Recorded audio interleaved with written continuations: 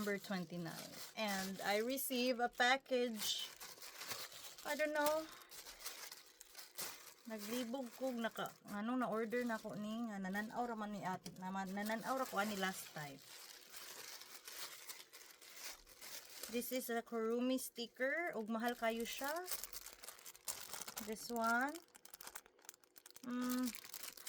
I'm not sure if kaya pa na ko ni siya ibaligya din. You know? This is a little expensive. So I want to see pila ka box sila.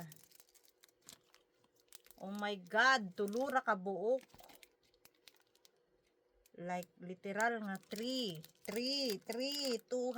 kapin. Oh my gosh. Di na ko ni siya kaya ibaligya, guys. Oh my God. Ako na lang mo gamit, ani, kasi ako na ibaligya. So, accident, gid na akong pagpindot sa order, no? But, bisin di ay daghan sa sulod. Ako sa i-open. Isa more.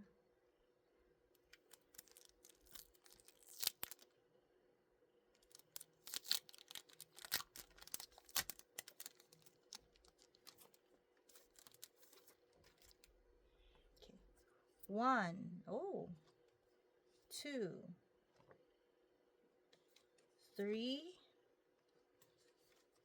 4. So, in one pack, there's 4 times 3, so 12. And how much is this? My gosh. Wala man akong baligyan eh. So, in each pack, there's 4 strips like this, 4 sheets.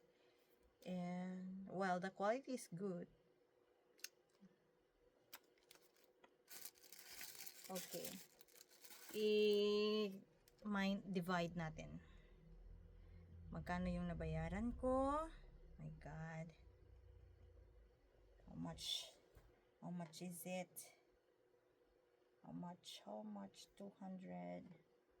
So it cost 200. I paid 259.74. So, bisan pag 182 siya, kailangan yun ako siya kwintahan og 260.